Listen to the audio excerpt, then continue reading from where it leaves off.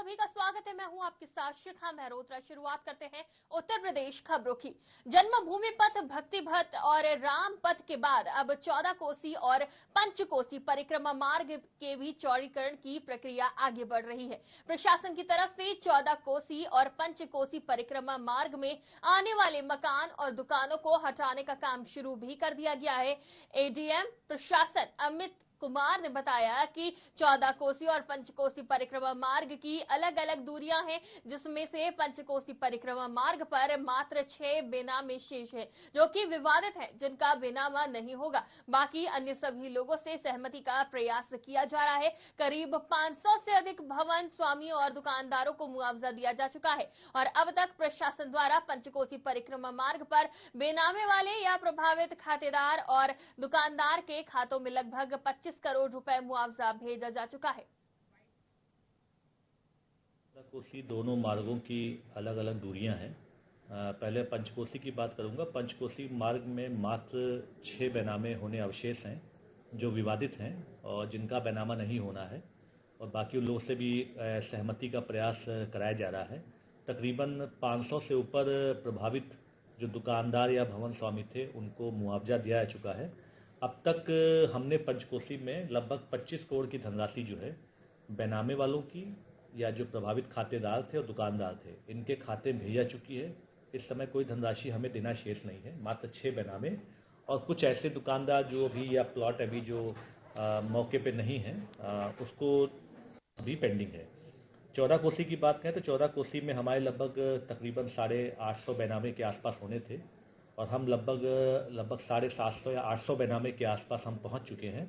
इसमें भी जो मुआवजा है उसमें हम लगभग 83 करोड़ की धनराशि जो हमारे प्रभावित भूस्वामी, भवन स्वामी या दुकानदार हैं उनके खाते में भेज चुके हैं। तकरीबन 700 बेनामों में 1389 लोग थे जिनको पैसा दिया गया है और 961 दुकानदारों खाते में धनराशि भेजी गई। तो कुल मिला के अगर हम देखें तो 25 करोड़ रुपया पंचकोसी में और 83 करोड़ रुपया 14 कोसी परिक्रमा मार्ग में हम धनराशि जो है उनके खातों में भेज चुके हैं। इसके अलावा जो हमारा तोड़ने कार्य चल रहा है 14 कोसी मार्ग पे, पंचकोसी पे दोनों में कार्य चल रहा है। तकरीबन 50% से ऊपर का कार्य हो चुका है और भवन सहारनपुर बेहट कस्बे के पास दिल्ली यमुनोत्री हाईवे किनारे सिंचाई विभाग की जमीन पर अवैध निर्माण किया गया था।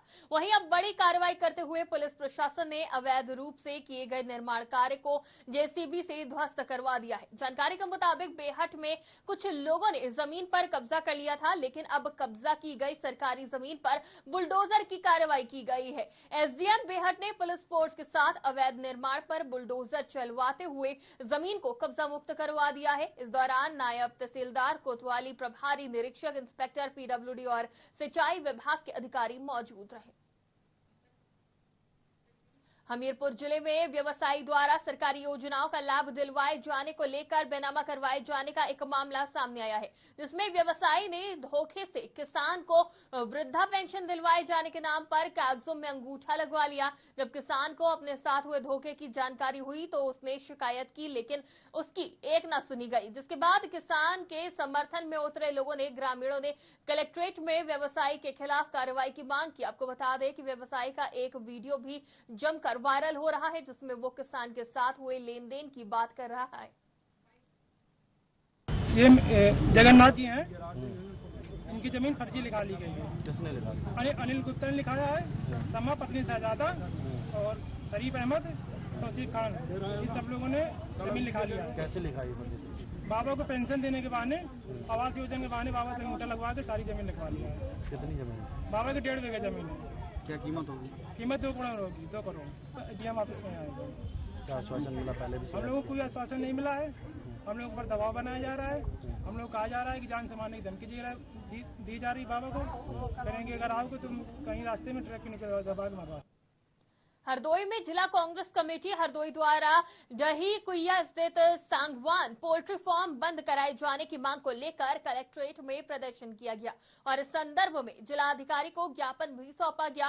दरअसल इस पोल्ट्री फार्म की वजह से आसपास के कई गांवों के लोगों का जीना दूभर हो गया है। करोड़ों की संख्या में मक्खियों के कारण यहाँ के लोग काफी परेशान हैं। आज हम सभी कांग्रेस जनों ने अपने किसान यूनियन के साथियों के साथ एक सांगवान पोल्ट्री फार्म है जो हमारी तहसील हरदोई है, बेनीगंज थाना भी उसका लगता है, दही कुइयां ग्राम सभा में स्थित है। इस पोल्ट्री फार्म की वजह से मक्खियों का बहुत प्रकोप है। आप सभी समाचार पत्रों और आप सभी चैनलों ने उसको बहुत पहले प्रकाशित भी किया था। आप चाहे उसकी भौतिक स्थिति कर सकते हैं। हमारी ये मांग है कि सांगवान पोल्ट्री फार्म बंद कराया जाए। जिलाधिकारी महोदय के नेतृत्व में एक जांच समिति बने जिसमें सभी राजनीतिक दलों के प्रतिनिधि और जो किसान संगठन है उनके प्रतिनिधियों को शामिल किया जाए। सांगवान पोल्ट्री फार्म जो मानक विहीन है, पॉल्यूशन कंट्रोल बोर्ड और तमाम जगह से उसकी एनओसी भी नहीं है, ऐसे मानक विहीन फार्म को तुरंत बंद करके जांच समिति के माध्यम से उस पर तुरंत प्राथमिकी दर्ज करी जाए। वहाँ प्राथमिक विद्यालय में बच्चे पढ़ते हैं, ना मिड डे मील बन पा रहा, ना खाना बन पा रहा, लोग मच्छरदानी लगा के खाना बना रहे हैं। और यदि सरकार को लगता है, हालांकि मुझे तो मालूम है जिलाधिकारी महोदय बड़े न्यायप्रिय हैं, कच्ची शराब के मामले में बड़ा उन्होंने न्याय किया, इसलिए हमें उन्हें उम्मीद है कि इस मामले में भी न्याय करेंगे। तो हमारी मांग है कि हम सभी किसान यूनियन और जनप्रतिनिधियों के साथ एक बढ़ियन पूर्वा में वहाँ थोड़ा सा सहबोज रख लें। तो अगर मक्खियां नहीं है तो सहबोज अच्छा हो जाएगा, मक्खियां हैं तो बाद पोल्ट्री फार्म बंद कर दिया जाए। ये हमारी थोड़ी मांगे हैं, इन पर। सीतापुर सकरन क्षेत्र में तेंदुए के हमले से चारों तरफ हड़कंप मचा हुआ है। हालात ऐसे हो गए हैं कि लोग अब बाहर निकलने से भी डर रहे हैं। 3 साल की एक मासूम बच्ची तेंदुए के हमले का शिकार हो गई, जो अपनी मां और कई अन्य महिलाओं के साथ शौच के लिए जा रही थी, लेकिन वहां मौजूद तेंदुए ने बच्ची पर बुरी तरह से हमला कर दिया। महिलाओं की चीख पुकार सुनकर पिता और ताऊ ने तेंदुए से भिड़कर किसी तरह मासूम बच्ची को तो बचा लिया, लेकिन बच्ची गंभीर रूप से घायल हो गई। घायल बच्ची को जिला अस्पताल में भर्ती कराया गया, लेकिन बच्ची की हालत नाजुक देखते हुए बच्ची को लखनऊ रेफर किया गया है। बीते कुछ दिनों से कानपुर से गायब हुई युवती की कहानी लगातार सुर्खियों में है। वहीं अब पुलिस ने इस मामले में सभी राजों से पर्दा उठाते हुए बड़ा खुलासा किया है, जिसके बाद अब ये बात सबके सामने आ चुकी है कि प्रेमी प्रेमिका ने मिलकर अपहरण की साजिश रची थी। जीवन यापन करने के लिए बीते 4 दिन पूर्व घर से निकलने के बाद युवती अचानक गायब हो गई थी। इतना ही नहीं, प्रेमी ने प्रेमिका का अपहरण होने के बाद एक वीडियो भी परिवार वालों को भेजा था, जिसमें 10 लाख की फिरौती की मांग की गई थी। फिलहाल इस कपल के खिलाफ एक्शन लेते हुए पुलिस ने दोनों को जेल भेज दिया है। जो घटनाक्रम इस तरीके से है कि जिस दिन घटना हुई थी उसके 2-2.5 घंटे बाद में जो लड़की के फादर हैं और उनके जो ब्रदर हैं, उनके मोबाइल पे एक ऑडियो और 2 वीडियो आया, जिसमें 10 लाख रुपए की बात कही गई ऑडियो में कि 10 लाख रुपए दे दो, आपकी बेटी हमारे कब्जे में है, अगर कोई होशियारी करने की कोशिश की तो अंजाम बुरा होगा। उसको हम लोगों ने तत्काल संज्ञान में लिया। संज्ञान में लेने के साथ में हमने जो आसपास के जो सीसीटीवी कैमरे हैं उसको दिखाया। हमारी सर्विलांस की टीम भी इसमें लगी हुई थी। जो हमारे ह्यूमन इंटेलिजेंस थे, ओपन सोर्स इंटेलिजेंस के माध्यम से जो व्यक्ति जिस पे हमें शक था और उनके परिजनों के द्वारा जैसा कि बताया गया, उसके हमने सोशल मीडिया प्रोफाइल से जितने थे उनको हमने सबने खंगाला और उससे कुछ चीज़ें हमें क्लू मिली। उस लीड के आधार पर हमारी टीमें अलग अलग जगह पर काम कर रही थी। हमने आसपास के जनपदों में भी हमारी टीमें लगी हुई थी और वहाँ से जो हमने सूचना इकट्ठा की, हमने जो जानकारी इकट्ठा की, सीसीटीवी कैमरे देखे, उसके आधार पे जो तथ्य हमारे संज्ञान में आया जो इस प्रकार है कि ये इसमें किडनैपिंग जैसी कोई बात नहीं थी। ये दोनों एक दूसरे को पहले से जानते थे और दोनों ने मिल के इस घटना को अंजाम दिया है, षड्यंत्र रचा है, जिसके तहत में धारा 364 एक आलोक करते हुए इसमें 386, 419, 420 और 120 IPC की आज बढ़ोतरी की गई है और दोनों को गिरफ्तार करके मेडिकल कराकर मंडी न्यायालय में दोनों को भेजा जा रहा है। हरदोई के पाली थाना क्षेत्र के बहापुर गांव में एक व्यक्ति ने धोखाधड़ी कर उसके मृतक भाई की संपत्ति हथिया ली, जिसमें एसडीएम सवायाजपुर अरुणिमा श्रीवास्तव और 2 विद्यालयों के प्रधानाचार्य समेत कुल 8 लोगों के खिलाफ कोर्ट के आदेश पर मुकदमा दर्ज किया गया है। इस मामले में पुलिस ने मुकदमा दर्ज करके जांच पड़ताल शुरू कर दी है। एएसपी पश्चिमी दुर्गेश कुमार सिंह ने बताया कि न्यायालय के आदेश पर पाली थाने में एक मुकदमा दर्ज हुआ है, जिसमें तत्कालीन तहसीलदार सवायाजपुर समेत अन्य 8 लोगों पर कूट रचित दस्तावेज का मुकदमा दर्ज किया गया है। पुलिस मुकदमा दर्ज कर मामले की जांच में जुटी है। मामले में विधिक कार्रवाई की जाएगी। ये थाना पाली में माननीय न्यायालय के आदेश से अभियोग पंजीकृत हुआ है, जिसमें तत्कालीन तहसीलदार सवायजपुर और कुछ अन्य 8 लोगों के विरुद्ध पंजीकृत हुआ है। ये किसी कूटरचित दस्तावेज से संबंधित है, विवेचना प्रचलित है, बाद विवेचना इसमें आवश्यक कार्रवाई। कानपुर के पनकी में छात्रा का दुपट्टा खींचकर भागने वाले 2 शहदों को पुलिस ने गिरफ्तार कर लिया है। शहदों के पास से स्कूटी, लूट का मोबाइल और एक देसी तमंचा बरामद किया गया है। पुलिस उपायुक्त पश्चिम विजय ढोल ने प्रेस वार्ता कर जानकारी दी। बता दें कि बीते 5 अगस्त को पनकी के स्टेशन रोड का एक वीडियो सोशल मीडिया पर वायरल हुआ था। वायरल वीडियो में 2 छात्रा सड़क से जाते हुए दिखाई दी थी। पीछे से स्कूटी सवार 3 युवकों ने एक छात्रा का दुपट्टा छीन लिया और भाग निकले थे। मामले में मुकदमा दर्ज कर पुलिस आरोपितों की तलाश में जुटी थी। आज पनकी पुलिस ने घटना में शामिल 2 आरोपितों को गिरफ्तार कर लिया है, जबकि तीसरे आरोपी को बीते दिवस गोविंद नगर पुलिस लूट के मामले में जेल भेज चुकी है। बीतों दिनों छात्रा से दुपट्टा खींचने के मामले में आज पनकी पुलिस ने प्रेस वार्ता कर जानकारी दी। जो छात्रा एक स्कूल से अपने घर जा रही थी, उसके 3 युवक दुपट्टा खींचकर लगे तो सोशल मीडिया में तेजी से वीडियो वायरल होता। वहीं डीसीपी पश्चिम ने बताया कि ये आरोपी गोविंद नगर और कानपुर देहात के रहने वाले थे। इससे पहले भी ये चोरी और लूट की कई घटनाओं को अंजाम दे चुके हैं। वहीं एक आरोपी को और 2 आरोपियों को पनकी से जेल भेजा जा रहा है। और डीसीपी पश्चिम ने यह भी बताया कि जो एमपी टीम है उनको स्कूल और कॉलेजों में और ज्यादा से ज्यादा टीमें गठित की जाएंगी, बढ़ाई जाएंगी टीमें, ताकि जो छात्राओं के साथ ऐसी घटनाएं घटती हैं वो घटना के लिए रोक लगाया जा सके।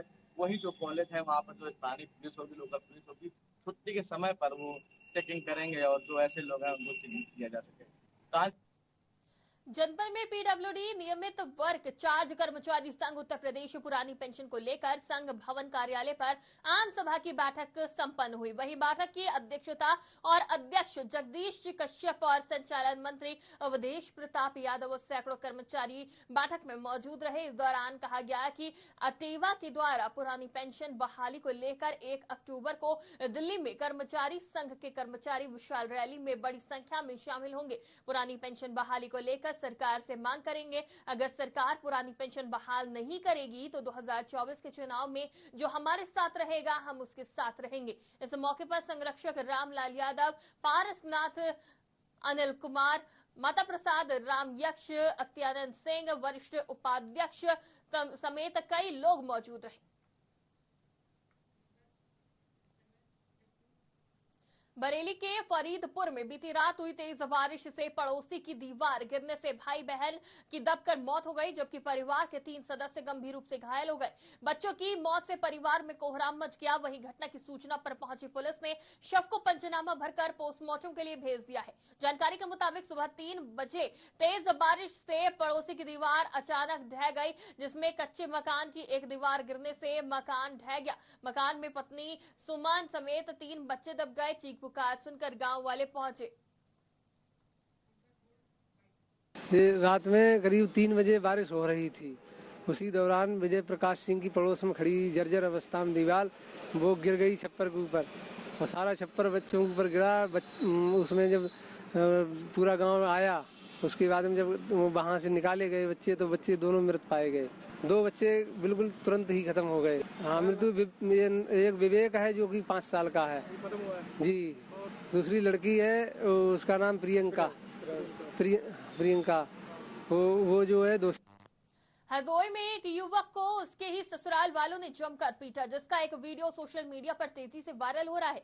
बताया गया युवक शराब का आदी है और शराब पीने के बाद पत्नी के साथ मारपीट करता है, जिसके बाद ससुरालियों ने उसकी जमकर पिटाई की। पीड़ित ने थाने में तहरीर देकर ससुराली जनों पर कार्रवाई की मांग की है। पिटाई के दौरान घर का दरवाजा और नल तोड़ दिया और युवक की पत्नी को अपने साथ ले गए। जानकारी के मुताबिक जेवरात और 50,000 रुपए भी साथ ले गए। ये थाना क्षेत्र टड़ियाओं में गौरा डांडा गांव है।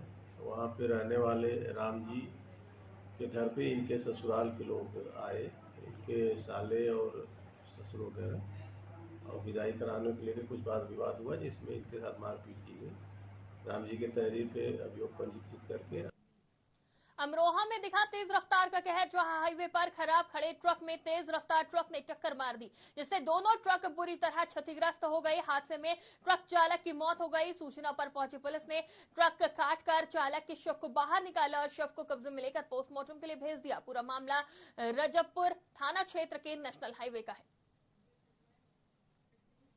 अयोध्या में पंचमुखी हनुमान मंदिर के चल रहे विवाद को लेकर मंदिर के पूर्व पुजारी चतुर्भुज दास उर्फ चंदा बाबा पर 24 जुलाई को जानलेवा हमला किया गया, जिसमें चतुर्भुज दास उर्फ चंदा बाबा बुरी तरह घायल हो गए थे। फिलहाल उनका इलाज जारी है। वहीं मामले की जानकारी के बाद पुलिस ने 15 से 16 अज्ञात लोगों पर मामला दर्ज करने की बात कही थी, लेकिन अब तक मामले में कोई कार्रवाई नहीं की गई है। अभी तक पुलिस द्वारा कोई कार्रवाई न होने के कारण चतुर्भुज दास उर्फ चंदा बाबा ने कहा कि हमने मुख्यमंत्री पोर्टल, जिला अधिकारी, वरिष्ठ पुलिस अधीक्षक और मंडलायुक्त को शिकायत पत्र एक कॉपी रजिस्ट्री के माध्यम से भेजी है, लेकिन अभी तक कोई कार्रवाई नहीं हुई है। इसको लेकर जल्द ही मुख्यमंत्री योगी आदित्यनाथ से मिलकर न्याय की गुहार लगाएंगे।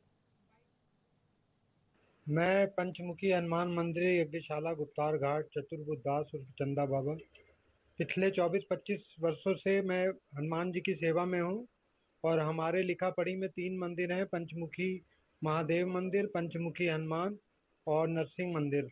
पहले ही ये 2 मंदिरों पे कब्जा कर चुके हैं और ये पिछले 24/7/2023 की रात्रि मैं जो है सरजू जी की आरती जो राम मंदिर में है वहाँ से लौट रहा था और उसमें हमारी साइकिल रोक के करीब 15 लोगों ने हम पे जानलेवा हमला किया। हमको उठा के ले गए मंदिर के और लाठी और लोहे के पाइपों से जानलेवा प्रहार किया, जिसमें कई जगह चोटें आई हैं। उसमें 8-8 टाके पैरों में लगे हैं दोनों, और सीधे पैर में घुटने में 3 टुकड़े हो गए हैं। एक्सरे में बताया गया कैल्शियम से जुड़ जाएगा, नहीं तो फिर नहीं जुड़ता तो ऑपरेशन होगा। और उल्टे हाथ में भी 2 जगह कलाई के ऊपर फ्रैक्चर है। मैं यहाँ के जो भूमाफिया हैं, राजकुमार दास, मिथिलेश नंदनी और कमल नयन दास और रामदास नाका हनुमानगढ़ी, ये सभी का एक गोलबंद माफियाओं का ग्रोह है और ये पूरी तरीके से जो सीधे साधे साधु हैं उन पे जबरन दबाव डाल के उसमें मंदिरों पे कब्जा करते हैं और कईयों की हत्याएं भी हो चुकी हैं। अभी नरसिंह मंदिर जो रायगंज अयोध्या में है वहाँ महंत जी का आता पता नहीं।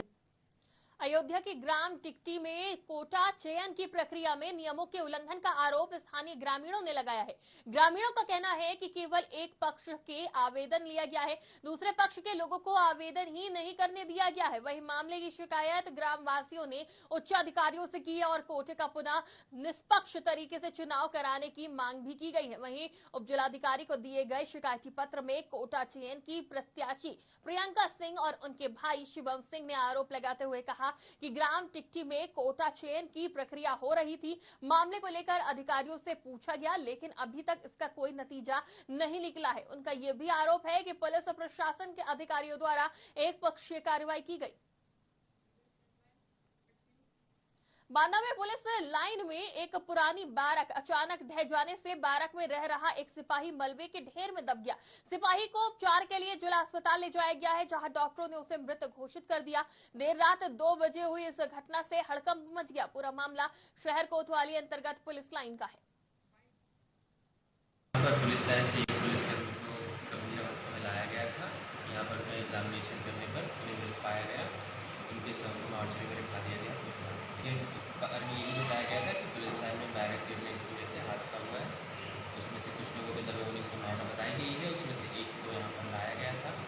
यहाँ पर बरेली के थाना भोजेपुरा के गांव दलपपुर में शिक्षिका द्वारा छात्रा को पीटने का मामला सामने आया है। दरअसल राजकीय बालिका जूनियर हाई स्कूल की शिक्षिका ने छात्रा को स्कूल में पेड़ लगवाने और नाली साफ करवाने के लिए बोला तो छात्रा ने मना कर दिया। इसी बात को लेकर शिक्षिका वंदना मिश्रा ने बुरी तरह कल्पना को मारा पीटा, जिसके बाद कल्पना जब घर आई तो उसकी हालत ठीक नहीं थी। उसकी जगह जगह शरीर पर चोट के निशान थे, जिसके बाद कल्पना के परिजन उसको एक निजी अस्पताल में ले गए, जहां उनको आईसीयू में उसको भर्ती कराया गया। वहीं उसके परिजनों ने एसएसपी से शिकायत की है कि उनकी बेटी को पीटने वाली शिक्षिका वंदना मिश्रा के खिलाफ कड़ी कार्रवाई की जाए।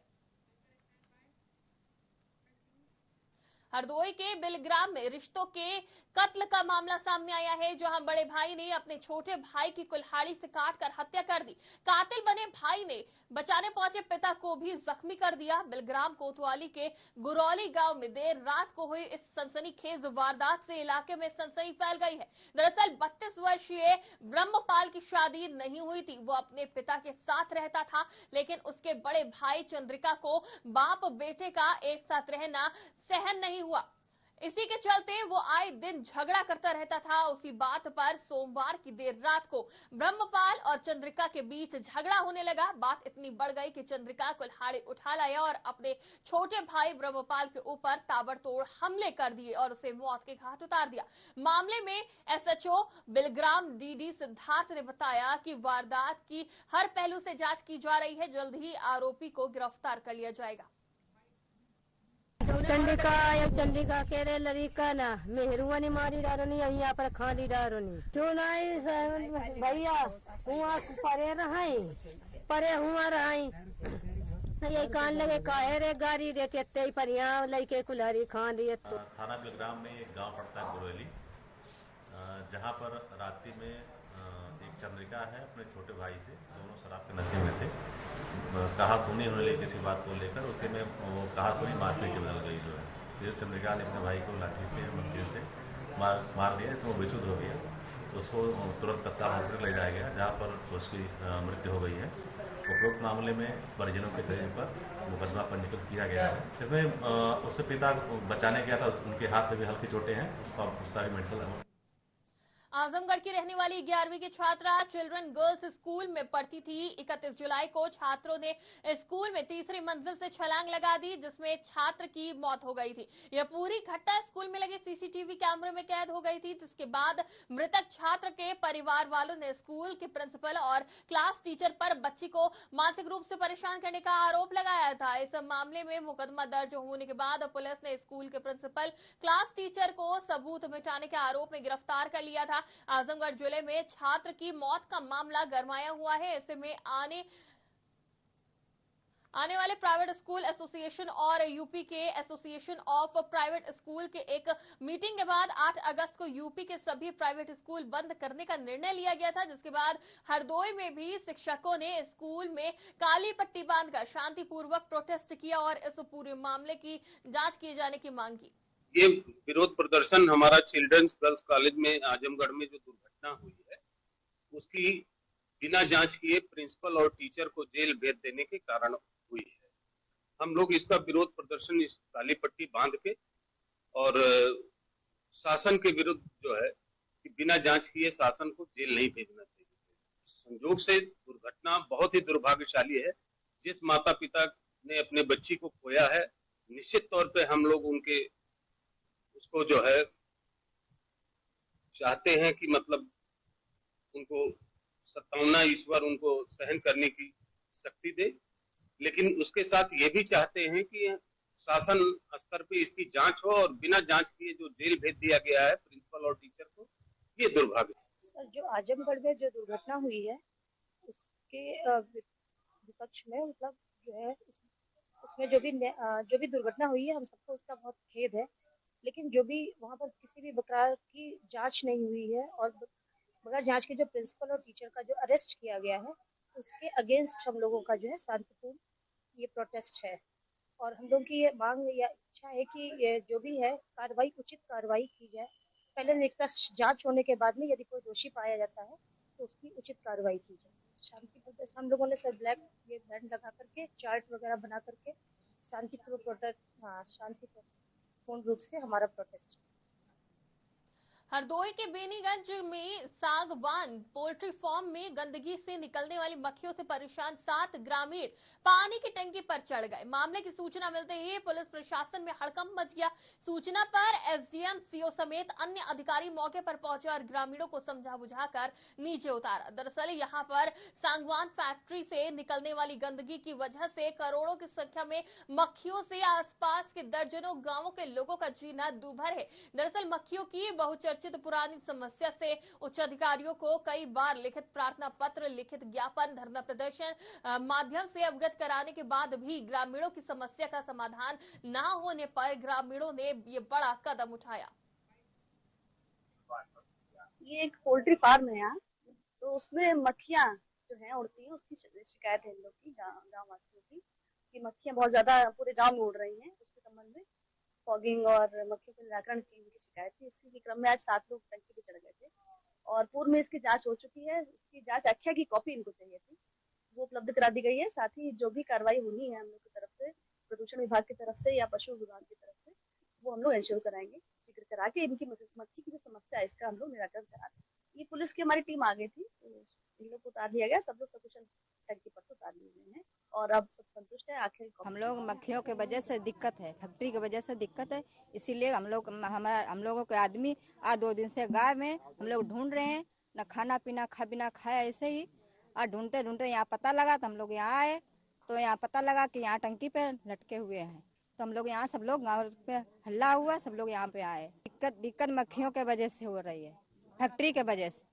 मक्खियों से खाना नहीं बना पाते हैं, खा नहीं पाते, रिश्तेदार नहीं आते हैं जो खाना ना पानी पीते हैं, ऐसे चले जाते हैं। मक्खी ये पोल्ट्री फार्म खुला है सागौन नाम से, इसमें इतनी बड़ी दिक्कत हो रही है, इतनी मक्खी फैली हुई है, इनके जो मुर्गे चूजे बच्चे मरते हैं सब बाहर डाल देते हैं, उससे गंदगी फैली क्षेत्र में। चारों तरफ क्षेत्र में इतनी गंदगी फैली हुई है कि हमारे बच्चे दूध खाना पीना सब हैरान। शादी के लिए कोई रिश्ता अगर आ रहा है तब भी दिक्कत है। यहाँ रिश्तेदार आते हैं, कहते हैं यहाँ बहुत मक्खी, यहाँ कैसे खाना व्यवस्था होगी। बारातें हमारी वापस जाती हैं बेटियों की कि हाय यहाँ तो मक्खी, कैसे खाना खाओगे, उनको वापस करो। यहाँ इतनी बड़ी गंदगी फैली हुई, तो खाना खाते हैं तो वही मच्छरदानी लगा के खाओ, खाना बनाओ तो एक लोग उसको पंखा लेकर हाथ वाला उसको डुलाओ तो मक्खी हटती है, तो खाना बनाया जाता है। उसको खाना रोटी पकी उसको तुरंत झाँपो, ढको अंदर, सब्जी ढक के रखो, बच्चे खाते हैं, बेचारे मक्खी गिर गई, मम्मी इसमें मक्खी गिर गई। खबर लखीमपुर खीरी से है, जहां भारत नेपाल क्षेत्र सीमा से जहां एसएसबी की तृतीय वाहिनी के जवानों ने क्षेत्र के किसानों के लिए निशुल्क पशु चिकित्सा योजना के अंतर्गत कैंप लगाकर निशुल्क दवा वितरण का कार्यक्रम आयोजित किया। कार्यक्रम का शुभारंभ एसएसबी के तृतीय वाहिनी के मुख्य कमांडेंट डॉक्टर अश्विनी के द्वारा किया गया। डॉक्टर अश्विनी के साथ मुख्य पशु चिकित्सा अधिकारी ने क्षेत्र से आए हुए किसानों के पशुओं की समस्याओं को देखते हुए उनका उचित इलाज किया और निशुल्क दवा भी वितरित की। मथुरा में पुलिस अधीक्षक द्वारा अपराध की रोकथाम और अपराधियों की गिरफ्तारी के लिए चलाए जा रहे अभियान में पुलिस को सफलता मिली है। दरअसल पुलिस ने अभियान के दौरान बीते दिनों हुई चोरी के अभियुक्त के साथ पुलिस की मुठभेड़ हुई थी, जिसमें पुलिस ने अभियुक्त को गिरफ्तार किया। आपको बता दें कि 6 अगस्त 2023 को वादिया पूनम गुप्ता पत्नी हरीशचंद्र गुप्ता निवासी 103 professor colony BSA road colony Mathura ने गोकुल बैराज की तरफ से ई रिक्शे में बैठकर आते समय यूके पब्लिक स्कूल के सामने बाइक सवार 2 बदमाशों द्वारा समय करीब 1 बजे ये घटना को अंजाम दिया था, जिसके बाद इसकी शिकायत पुलिस से की गई और पुलिस अब जांच कर रही है। 6 तारीख को बैराज से टाउनशिप जाते हुए एक ई रिक्शा पर सवार महिला के पर्स की स्नैचिंग एक मोटरसाइकिल पर सवार 2 व्यक्तियों द्वारा की गई थी, जिसकी सूचना थाना सदर बाजार पर अंकित की गई। एफआईआर पंजीकृत करते क्षेत्राधिकारी नगर के नेतृत्व में सदर बाजार की टीम ने